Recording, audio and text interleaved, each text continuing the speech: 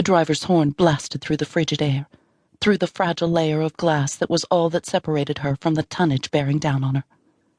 She'd have prayed, but she didn't have time to pray. She just slid. A fraction of a second later, the semi was blowing past, the sound of the horn trailing behind it, and the back end of the car was hitting the frozen ditch at the side of the road, tipping remorselessly over the bank despite the foot she'd jammed onto the brake, and all the momentum her Elantra hatchback possessed stopped in a single heartbeat. Her rear bumper landed against the far bank with a dull crunch, and her back slammed into the seat with the impact, the shoulder belt tightening, grabbing her even as her head bounced a little off the hard fabric headrest. And then it all ended, and everything was still, only the heater's fan breaking the silence. She stayed there, dazed for a moment, heart thudding, body starting to shake with freshly released adrenaline. "All right," she said aloud, and heard the tremble in her voice. All right. There, that sounded better. All right, she was in the ditch. She'd slid on ice she hadn't seen and stupidly hadn't anticipated. Watch for black ice, somebody had said as she'd left her very first meeting as a groundwater consultant, but she'd barely registered it because she'd been thinking about the check, the nice, big, fat check that would help so much and everything it represented as the next step on her career path. And now she was in the ditch. Call AAA. She had AAA, because when you move to a new job in a new city, well, a new town, 3 very large western states away from home in your 12-year-old car with more miles on it than God, you had AAA. Thank goodness. Her fingers were still shaking, but she got her shoulder belt unfastened, reached uncomfortably uphill and scrabbled around to find her purse, which had slid under the passenger seat, found her phone and got the number dialed. Just call. Call, wait for the tow truck, cross your fingers you haven't done damage, and hope it doesn't take too long. Damage. She couldn't afford damage, not until she had that check. And she couldn't afford to be late to class on the day she gave her first exam, to make that kind of impression.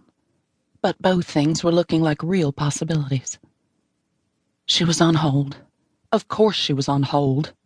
Damn. She was concentrating so hard, trying so fiercely to hold herself together, that she jumped a full 2 inches when a face appeared at the window next to her. A face. A man. She was alone on a lonely highway, in the snow, incapacitated in the ditch, and there was a man at her car trying to get in. She could feel him jiggling the handle, and he was talking to her. "Are you all right?" He said it loud so she could hear him even through her closed window. She nodded, trying to look as in charge as a short woman in a red hatchback upended in a frozen Idaho ditch could look. She held up the phone and shouted, "AAA, I'm good." He looked a little amused, a little exasperated. "Roll down your window," he shouted, and made rolling down motions with his hand. He was probably just trying to help. She realized that her car was still running, pushed the switch to lower the window a cautious 2 inches, and focused on him, since the phone was still playing elevator music. He wasn't all that comforting a sight. In his 30s, probably.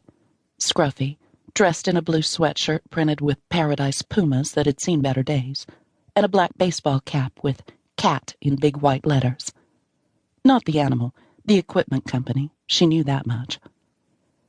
The square jaw, the bright blue eyes that matched the sweatshirt, and the shoulders that blocked the whole driver's side window were all fairly overwhelming. On the other hand, he wasn't exactly trying to ingratiate himself, which a predator would surely do. Instead, he had a frown on his face. "Turn the car off," he told her. She blinked at him. "Dangerous," he said. "Your tailpipe's blocked. Turn the car off." Oh. She switched the phone to her left hand, because she was still on hold, and turned the key. "Thanks." "Need some help?" he asked. "No, thanks," she said, trying to sound brisk. "I'm on the phone with AAA. I'm okay." "Uh-huh." He scratched his cheek with the knuckles of one big hand. "They tell you how long it was going to be?" No. Still on hold." AAA dispatches out of Union City. Day like today, it's going to take an hour or two to get around to you."